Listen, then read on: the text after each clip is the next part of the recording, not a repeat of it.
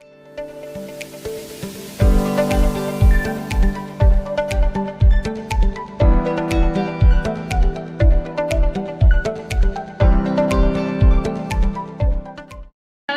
warahmatullahi wabarakatuh.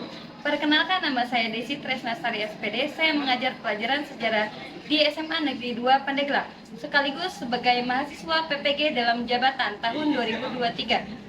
Program studi pendidikan sejarah di LPTK Universitas Negeri Yogyakarta dengan nomor peserta 20150715941. Saya akan melaksanakan uji kinerja di SMA Negeri 2 Pandeglang.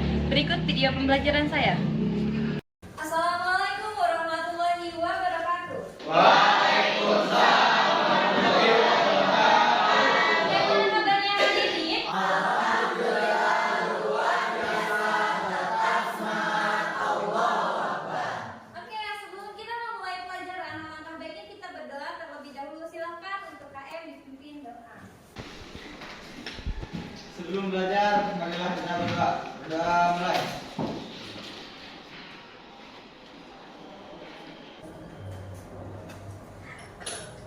Berdoa selesai.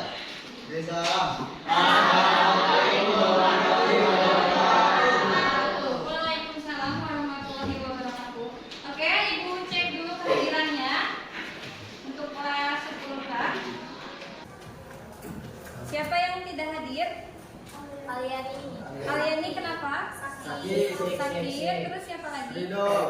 Rido kenapa? Sigit. Sakit. Siapa lagi? Rijal. Yahan. Terus?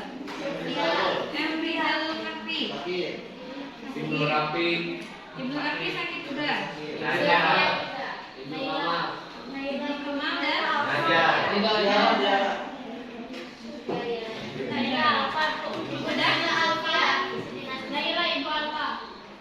Oke, untuk yang sakit kita doakan semoga lekas sembuh. Baik, sebelum kita memulai pelajaran, Ibu akan menyampaikan dulu P3. Tahu itu P3 apa? Profil pelajar Pancasila. Yang ada nanti di dalam karakter ketika kalian sedang bekerja kelompok. Nah, yang pertama itu ada gotong royong dan yang kedua ada bernalar kritis. Gotong royong ini akan terlihat ketika kalian sedang bekerja kelompok bersama teman kalian. Apakah kalian bekerja sama mencari informasi atau tidak? Kemudian yang kedua ada bernalar kritis. Bernalar kritis itu ketika kalian sedang mencari informasi. Apakah cara pemikiran kalian itu berpikir secara objektif, kemudian sistematik atau saintifik? Paham? Oke, siapa yang rajin belajar?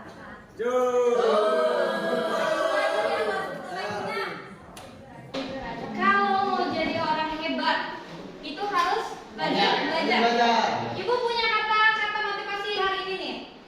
Jangan pernah berhenti belajar karena hidup tidak pernah berhenti belajar. Karena dalam kehidupan itu kalau kita tidak belajar, maka kita akan ketinggalan informasi ya. Ketinggalan zaman. Pokoknya kita harus rajin belajar. Nah, untuk tujuan pembelajaran kali ini ada 5 poin. Yang pertama, peserta didik mampu menganalisis pengaruh agama dan kebudayaan Hindu-Buddha terhadap kehidupan masyarakat Indonesia hingga kini dengan baik. Kemudian yang kedua, melalui kerja kelompok, peserta didik dapat melakukan kolaborasi atau kerjasama antar anggota dalam menganalisis permasalahan yang harus dipecahkan bersama. Yang ketiga, melalui tayangan video, peserta didik dapat berpikir secara objektif untuk menguraikan hasil analisis dan pengolahan informasi dalam bentuk tulisan dengan penuh tanggung jawab. Kemudian setelah itu peserta didik dapat mengkreasikan hasil diskusi kelompok berupa produk, baik itu infografis, kemudian baik itu poster ataupun PowerPoint. Dan yang kelima, setelah itu peserta didik dapat mengkomunikasikan hasil diskusinya atau mempresentasikan. Paham ya? Oke, kita bahas nih. Siapa yang masih ingat pelajaran minggu lalu?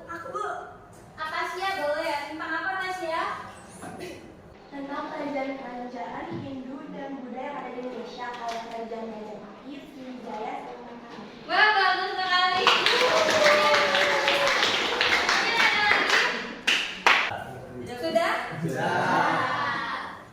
Oke, kalau misalkan sudah, sekarang kita retest terlebih dahulu. Linknya sudah Ibu kirim di WA group. Silakan dibuka.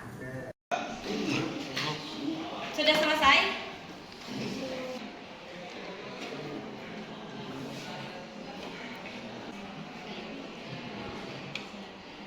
Sudah ya?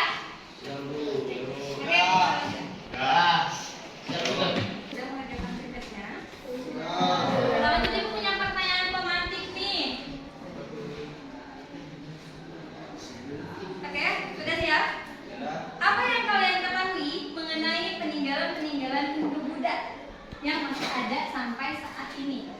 Bu. Tadi boleh. Jadi ada peninggalan Hindu Buddha di Indonesia yang berupa bangunan. Ya. Yang saya ketahui itu ada Candi Borobudur dan Candi Prambanan. Betul sekali. Jadi ada Candi Prambanan dan Candi Borobudur. Bahkan sampai sekarang tuh masih ada dijadikan sebagai Wisata.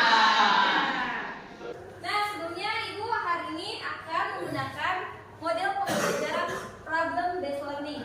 Di mana yang pertama kalian itu nanti mengamati video dan mengidentifikasi. Kemudian pembagian kelompok, berdiskusi, penyelidikan terhadap masalah, pengembangan dan menyajikan hasil karya, kemudian presentasi dan tanya jawab. Nah sekarang Ibu bagi kelompok dulu. Karena tadi sudah dibagi di grup WA, silakan duduk bersama kelompoknya masing-masing.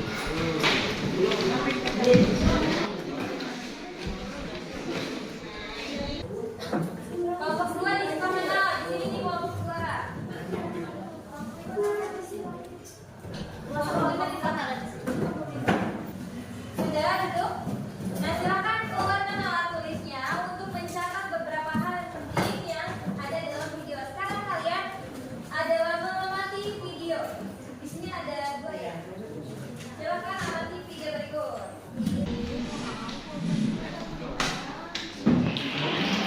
Yo guys, jumpa lagi di Story Indonesia. Di episode kali ini, kita masih membahas seputar Hindu dan Buddha. Kali ini yang akan kita bahas adalah mengenai pengaruh dari agama dan kebudayaan Hindu-Buddha terhadap kehidupan masyarakat kita hingga masa kini. Apa aja sih pengaruhnya? Pembahasan mengenai pengaruh agama dan kebudayaan Hindu-Buddha yang ada di masyarakat kita sampai saat ini. Semoga dapat bermanfaat bagi kita semua. Silakan tinggalkan like jika berkenan. Sampai bertemu di episode berikutnya. Akhir kata, salam Jazz Merah. Jangan sekali-kali meninggalkan sejarah.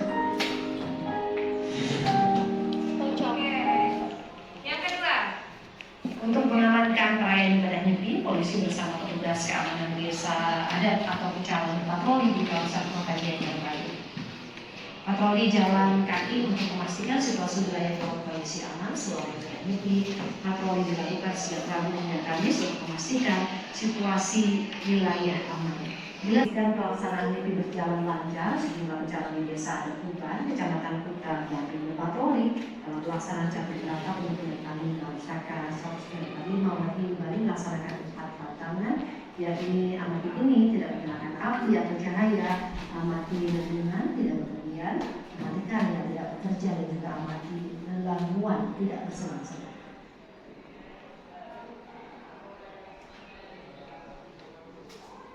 Oke, cukup.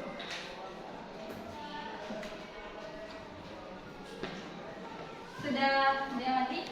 Oke, apa sih yang kalian dapat dari tayangan video tadi? Boleh Lestari? Banyaknya pengaruh di Hindu Buddha yang masih berlangsung sampai sekarang. Iya, betul. Kemudian siapa lagi? Ada lagi? Saya Bu. Perkenalkan, setelah saya melihat video tadi, jadi saya sekarang tahu Bu bahwa tinggal di Buddha ini masih ada sampai sekarang, bahkan dijadikan tempat kunjungan wisata. Ya, oke, bagus sekali. Memang pengaruh Buddha di Indonesia itu sampai saat ini masih ada, bahkan digunakan sampai sekarang. baik itu dari segi bangunan ya, kemudian dari segi bahasa, Sanskerta contohnya. Sanskerta itu sering digunakan seperti kata-kata yang ada di Indonesia seperti Pancasila, kemudian ada dasar agama. Baik, sebelum kita mulai melanjutkan, Ibu akan menjelaskan sedikit atau menjelaskan sedikit ringkasan dari video yang tadi. Boleh sambil dicatat ya.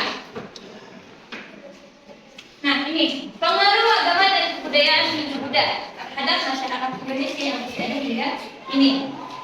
Budaya dan agama Hindu-Buddha itu sudah ada sejak lama, bahkan sejak abad ke-5 ya. Nah ini juga sampai abad ke-15. Dengan adanya agama atau kebudayaan Hindu-Buddha di Indonesia ternyata membawa pengaruh yang sangat besar terhadap kehidupan di Indonesia. Bahkan pengaruh-pengaruhnya itu sampai sekarang masih ada. Yang pertama, pengaruhnya ada dari bahasa dan tulisan. Ini adalah huruf Pallawa, sedangkan bahasa ya huruf Pallawa. Sedangkan bahasanya itu adalah bahasa Sanskerta. Bangsa India merupakan bangsa yang menggunakan masyarakat aksara di Nusantara pada tulisan. Jadi sebelum bangsa India masuk ke Indonesia, itu bangsa Indonesia disebut dengan bangsanya itu disebut sebagai masyarakat pra-aksara. Tapi ketika Hindu-Buddha masuk ke Indonesia, kita berubah menjadi masa aksara karena dikenalkan adanya tulisan. Kemudian ada sistem politik dan pemerintahan. Sebelum Hindu-Buddha masuk ke Indonesia, di Indonesia menganut sistem pemerintahannya itu kepala suku atau disebut dengan primus inter pares, di mana pemilihannya dengan cara musyawarah dan dipilih orang yang paling di sini kuat.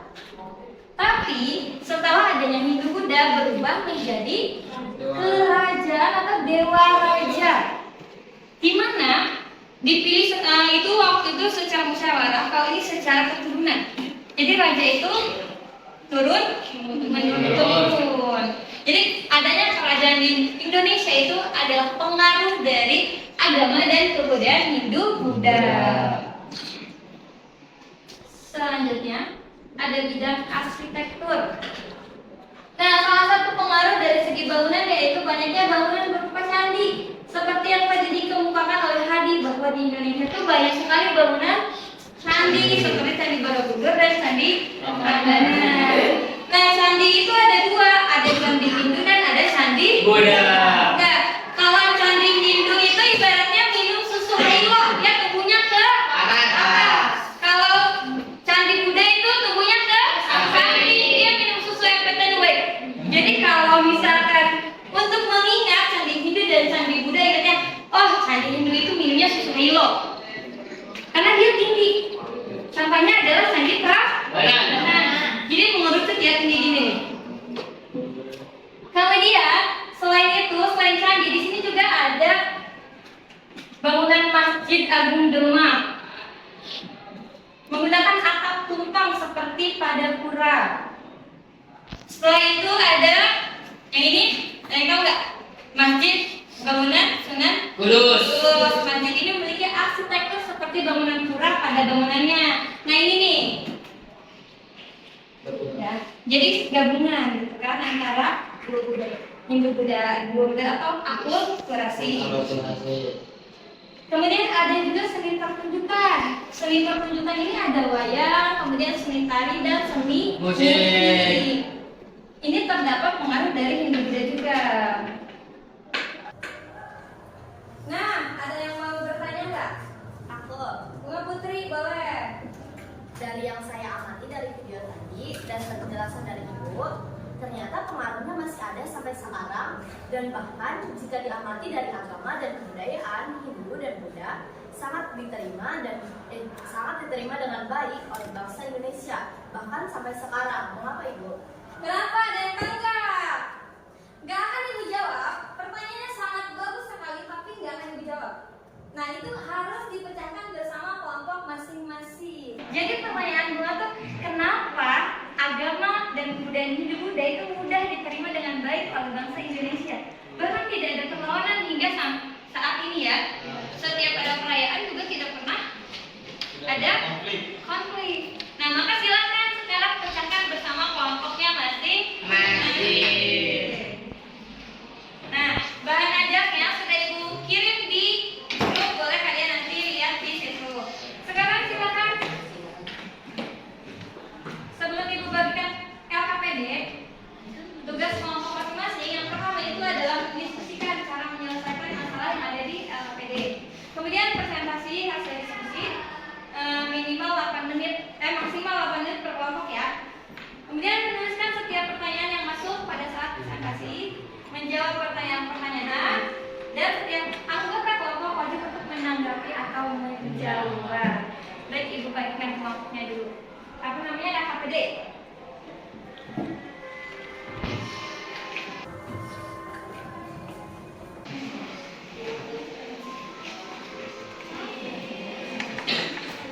Sekarang silakan diskusikan bersama kelompoknya permasalahan yang tadi kita akan kerjakan, yang tadi Bunga Putri tanyakan ya.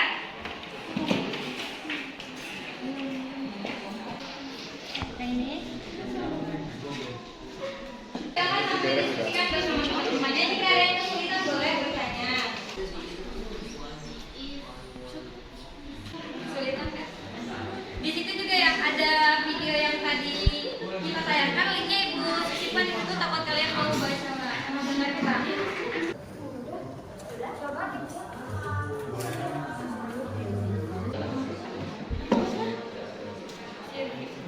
Sudah? Kalau udah kita persiapan presentasi ya.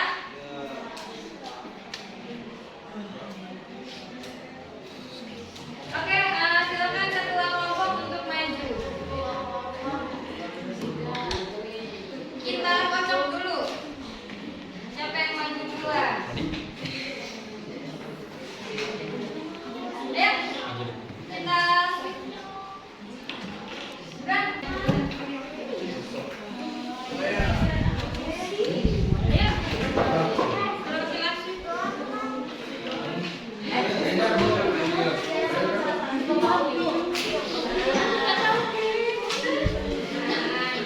Ayo. Ya, kita hampir 4. 1, yang 5 sudah tutup, 2, 3. Ya, oke. Oke. Lanjut.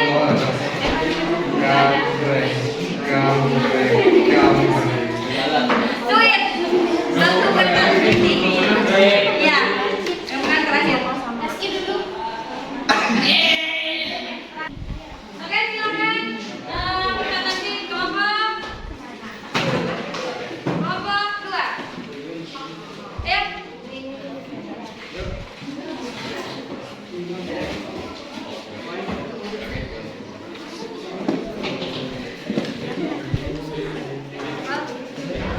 Kelompok lain nanti silakan memberikan tanggapan sesuai dengan LKPD-nya ya. Kalau tidak sesuai dengan LKPD boleh.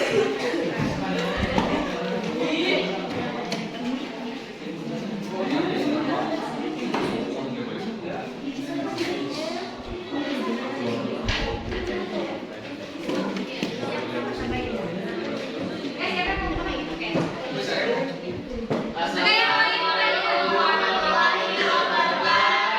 Waalaikumsalam warahmatullahi wabarakatuh. Yang lain perhatikan ya, kalau misalkan itu kelompok lain silakan memberikan tanggapan sesuai dengan LKPD-nya. Di sini kami dari kelompok 2 akan mempresentasikan hasil dari diskusi kelompok kami. Alasan mengapa agama Hindu-Buddha mudah diterima oleh masyarakat Nusantara ialah karena masyarakat Indonesia itu bersifat ramah dan terbuka, tertarik dengan budaya Hindu-Buddha dan berkembang pesat. Lewat penguasa tradisional aliran kepercayaan. Aliran animisme merupakan aliran kepercayaan yang mempercayai bahwa setiap benda memiliki roh, sedangkan dinamisme merupakan aliran kepercayaan yang mempercayai adanya kekuatan gaib yang sulit diungkapkan di dunia ini. Dua kepercayaan tersebut memiliki banyak dianut oleh nenek moyang kita pada zaman dahulu. Belum ada agama yang spesifik politik yang dianut oleh mereka pada zaman itu, sehingga rakyat sangat terbuka tentang hal baru, termasuk ajaran agama. Ada juga kemiripan dengan budaya Indonesia. Selain itu, adanya pencampuran budaya tidak menghilangkan budaya asli Indonesia. Masyarakat Indonesia saat ini banyak sekali yang ingin mengetahui lebih dalam tentang akulturasi budaya Hindu dan Buddha. Alasan lainnya adalah masyarakat Indonesia belum mengenal agama pada zaman dulu. Masyarakat Indonesia menganut kepercayaan yaitu animisme dan dinamisme. Selain itu, Indonesia juga mempunyai latar belakang sama dengan agama Hindu Buddha, di mana misalnya dari segi tradisi, misalnya upacara-upacara adat, sejak dahulu memang Indonesia sudah melakukan itu. Dan juga dalam aspek seni, Indonesia juga sejak dahulu sudah membuat patung dan lainnya. Pengaruh penguasaan juga pada saat itu mendukung penyebaran Hindu Buddha menjadi lebih mudah. Masyarakat menganggap bahwa raja-raja yang ada adalah utusan Tuhan dan membuat masyarakat mudah patuh pada perintah raja-raja. Ini menambahkan, selain itu peninggalan dari Hindu dan Buddha yang ada di Indonesia yang juga yang menjadi alasan Hindu dan Buddha mudah diterima di Indonesia sampai saat ini. Oke, sekarang tampilkan produknya. Tadi kan di situ ada poster, infografis, gitu. Kalau kalian bikin apa? Bikin infografi. Ya, boleh ditunjukkan infografisnya dan dijelaskan. Sudah dikirim?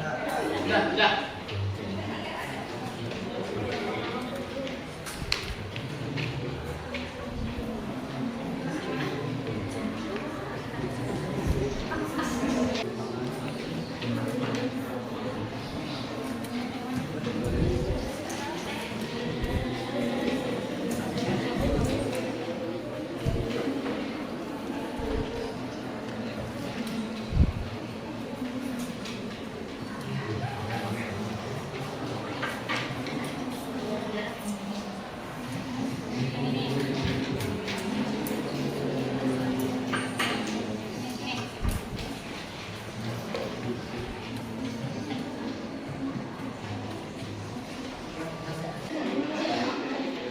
Iya, Pak. Ini adalah hasil infografisnya ya. Menjelaskan tentang Salah satu pengaruh Hindu dan Buddha di Indonesia. ya apa tentang apa? Masih banyak pengaruh Hindu Buddha juga membawa perkembangan dalam seni rupa, seni pahat, dan seni lukis. Hal ini dapat kita lihat saat berkunjung ke China. Di sana ada alat atau seni ukir yang dipahat di dinding China, misalnya laut yang dipahat. Pada dinding China Borobudur bercerita tentang riwayat Samudra.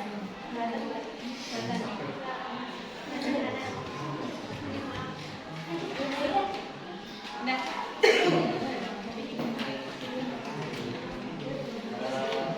Pengaruh Hindu dan Buddha di masyarakat terjadi dalam berbagai bidang, seperti aksara dan sastra. Orang Indonesia mengetahui bahasa Sanskerta dan Pallawa. Seni sastra berkembang pada masa Hindu Buddha seperti cerita, Mahabharata, dan Ramayana. Terdapat beberapa kata dalam bahasa Indonesia yang disebut dari bahasa Sanskerta tidak hanya mengenal, namun membaca dan menulis, masyarakat mengetahui aturan kerjaan lalu tulisan, sehingga informasi yang diperoleh lebih akurat dan mudah diingat. Oke, silakan dipimpin untuk memberikan tanggapan teman-teman lain. Oke, kami di sini akan Membuka sesi tanya jawab. atau tanggapan ya. Oke, silakan kalau saudari Aun. Dari peserta sekalian, udah bagus menjelaskan semuanya. Cuman suaranya agak kencang. Saya sekalian ingin menyampaikan peserta sekalian bagus menjelaskan semuanya. Cuman di sini kurang pertama dari hubungan kedatangan India ke Indonesia. Seperti kayak Indonesia yang strategis, terus awal mula kedatangan India ke Indonesia dengan tujuan Asia. Oke, tepuk tangan.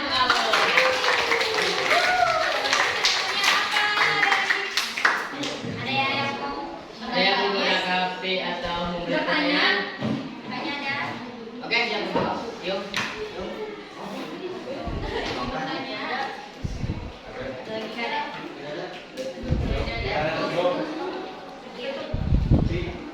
Sekian presentasi dari kelompok 2.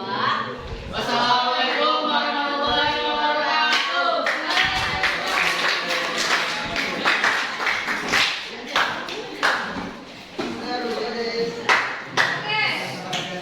terima kasih untuk kelompok 2, sudah bagus sekali presentasinya dan hasil produknya juga sudah bagus. Nah,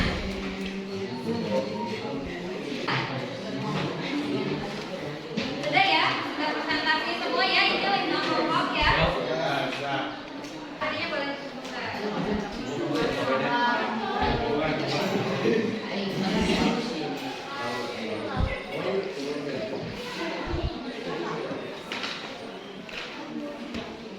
Reza.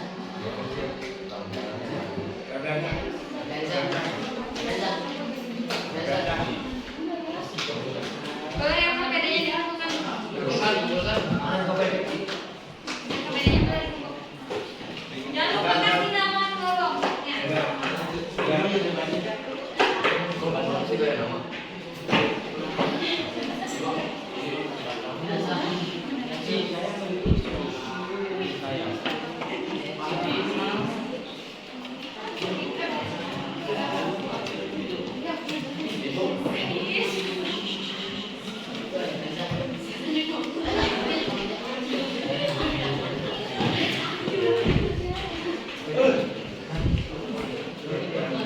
Oke, sekarang Ibu minta satu orang untuk menyimpulkan materi hari ini. Boleh Hadi, boleh berdiri.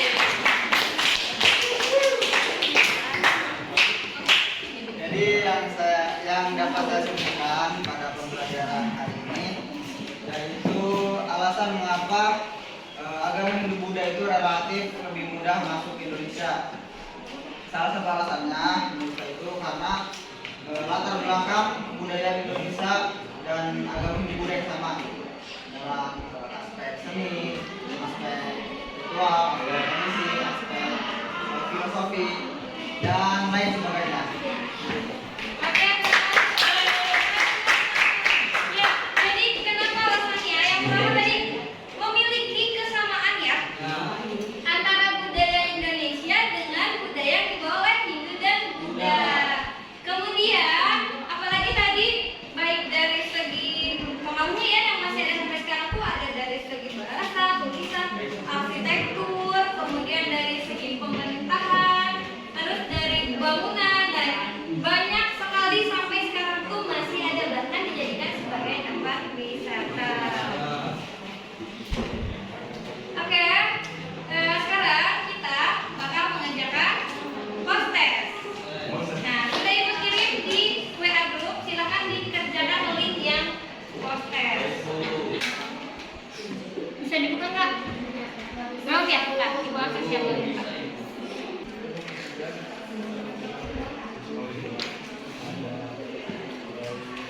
Sudah? Silakan dibuka, maksudnya sudah kirim aksesnya, boleh dibuka. Oke, boleh dikerjakan.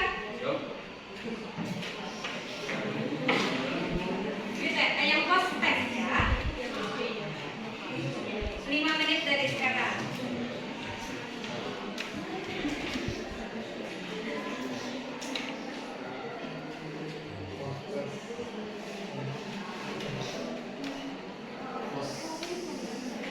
Sudah selesai? Kalau sudah selesai, kita isi refleksi dulu. Sudah Ibu kirim juga linknya.